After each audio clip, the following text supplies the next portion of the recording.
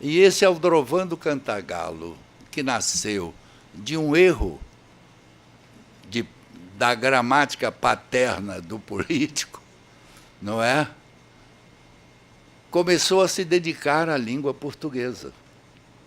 Começou a estudá-la, passava pela sua cidade, recomendava a mudança das placas, até que uma vez havia um ferreiro português, ferrava cavalos, e tinha uma placa escrita assim: ferra-se cavalos. E o Aldrovando entrou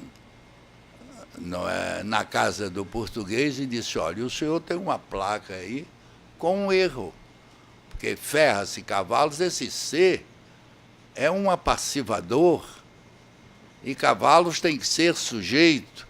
E quanto mais ele usava a nomenclatura gramatical, mais o português analfabeto abria a boca, vendo tanta inteligência, tanta cultura gramatical. E o Aldrovando conseguiu, numa das suas vitórias, conseguiu que o ferreiro, não tendo dinheiro para mudar a placa, aceitasse que o Aldrovando mandasse fazer uma placa nova com a devida correção: ferram-se cavalos.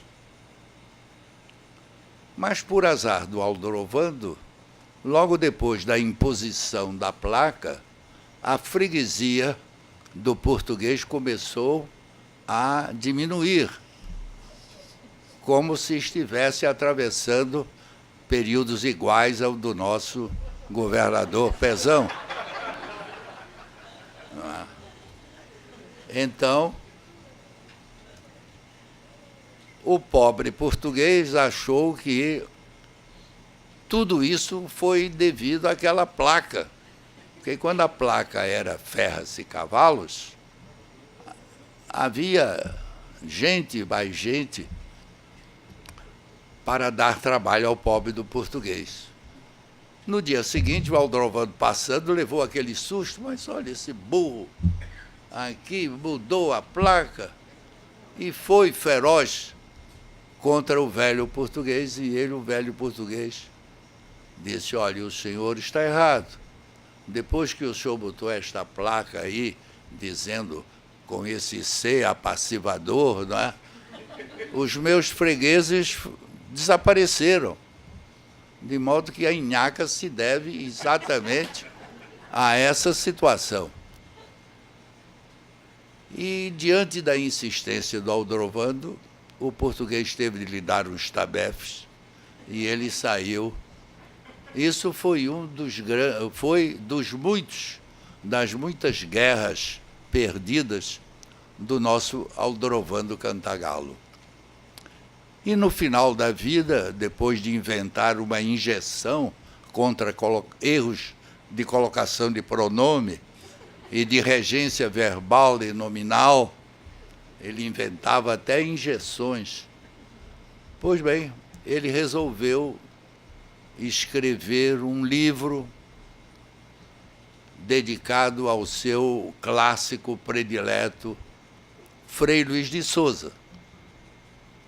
E a dedicatória era a seguinte: a Frei Luís de Souza, que me sabe as dores. O livro foi para a tipografia e, por um azar, não é? A composição ficou embaralhada, e quando ele recebeu os primeiros volumes, já ia dedicando o primeiro a Rui Barbosa, não é? Ele leu na dedicatória o seguinte: a Frei Luís de Souza, que sabe-me as dores, porque os tipógrafos tinham misturado, não é, os textos, e, não sabendo reproduzir a dedicatória, colocou o pronome contra a lição do Aldrovando Cantagalo. E ele, então, naquele momento, teve um infarte e morreu. De modo que a situação do professor de português é um pouco parecida. É um pouco parecida com o nosso Aldrovando Cantagalo. Todavia, nesse meio tempo, vieram as faculdades de filosofia e os aldrovandos foram, então, tendo uma nova visão desse instrumento maravilhoso de comunicação que é a linguagem e as línguas. As teorias gramaticais foram se aperfeiçoando, as universidades foram recebendo novas visões teóricas, e hoje nós podemos dizer que no quadro das grandes escolas linguísticas nós podemos ter cientificamente uma língua, não é, bem classificada, não é, uma língua com todo o rigor da ciência ou das ciências da linguagem, já que a nossa produção linguística permeia, como sabemos, vários campos, não é, da ciência. Mas a gramática tem muitos horizontes. A gramática é apenas um título geral, que é o grande guarda-chuva dessas realidades de descrição científica. E dessa descrição científica, a gramática tradicional, chamada tradicional, a gramática segue ainda o grande exemplo dos gramáticos greco-latinos, principalmente dos gramáticos latinos, que exerceram uma influência muito grande da teorização da linguagem e ainda hoje causa perplexidade para estudiosos estrangeiros, não é?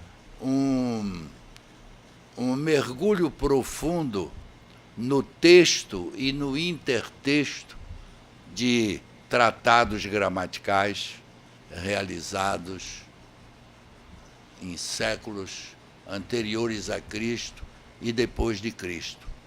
De modo que hoje a gramática tem este grande panorama de vários setores de pesquisa e de atuação dos profissionais.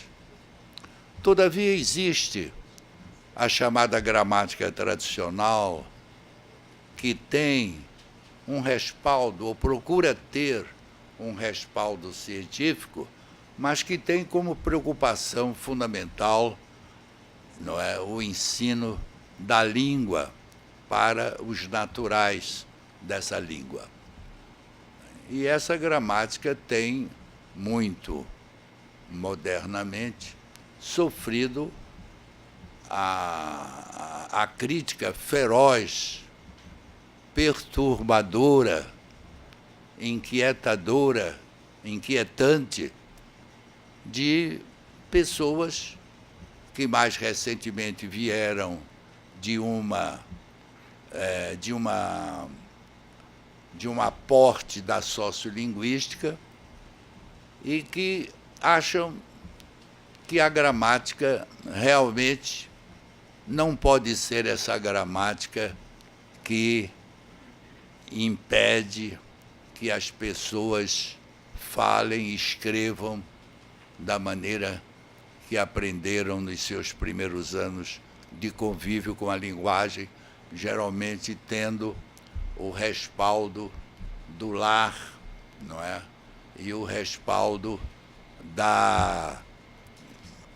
das camadas sociais com que as crianças desenvolvem a sua produção linguística.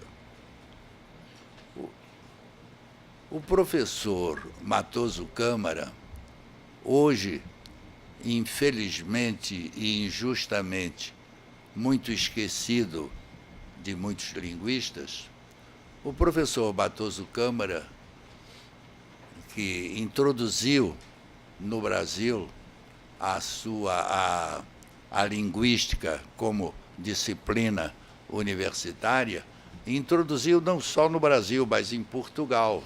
O professor Matoso Câmara foi também professor na Universidade de Lisboa, onde pela primeira vez introduziu na esfera universitária, introduziu a linguística como ciência da linguagem. O professor Matoso Câmara nunca perdeu de vista, e mesmo num livro que ficou incompleto, mas que tem, mesmo na sua incompletude, a pessoa encontra os rastros de um grande talento e de um grande pesquisador. O professor Matoso Câmara tem uma página dedicada a esses dois campos de atividade linguística. A figura do linguista, que estuda a língua nela e por ela, e a figura do professor de português, professor de sala de aula, dos alunos desde o curso fundamental até o curso médio, em que procura, ao lado da bagagem linguística que a criança traz de casa, procura enriquecê-la com aquelas fórmulas, não é, consideradas padrões para o nível das pessoas escolarizadas. De modo que o professor Matoso mostra que, ao lado da linguística como uma disciplina científica, nós temos uma gramática normativa, uma gramática que procura reproduzir a expressão, não é, das pessoas escolarizadas do seu tempo. Antigamente, havia nos gramáticos, quando começaram a escrever, tanto em Portugal como no Brasil, a preocupação de reproduzir e dar como formas melhores as formas usadas pelos grandes clássicos da língua. Mas Ferdinand de Saussure veio nos mostrar que a língua pode ser estudada tanto no seu lado sincrônico, isto é, a língua sem ser vista no seu devenir histórico, e a língua estudada também com a possibilidade de estudar a língua no seu desenvolvimento, não é, através do tempo. E que esta gramática normativa tem que se basear na gramática do tempo em que as crianças, não é, do tempo a que pertencem as crianças e no tempo em que essas crianças se vão desenvolver para amanhã serem pessoas escolarizadas. E com a elevação da sua cultura humanística ou científica, a pessoa tem que também elevar o seu padrão linguístico para que as suas informações sejam informações vazadas no material linguístico das pessoas escolarizadas. Hoje há uma dificuldade muito grande na presença de um professor que procura,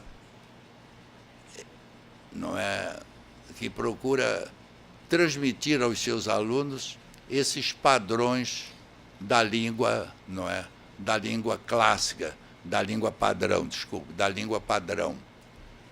E esse outro grupo acha que este professor que procura transformar a naturalidade da língua de uma pessoa, que isso é resultado de um movimento preconceituoso em que a pessoa mais escolarizada quer prender nas suas teias as pessoas menos escolarizadas. O mais interessante é que essas pessoas falam e escrevem nessa língua que eles não querem que os seus alunos aprendam. E é coisa curiosa, essa língua padrão é a língua que eles usam para dizer que as pessoas devem falar como falam.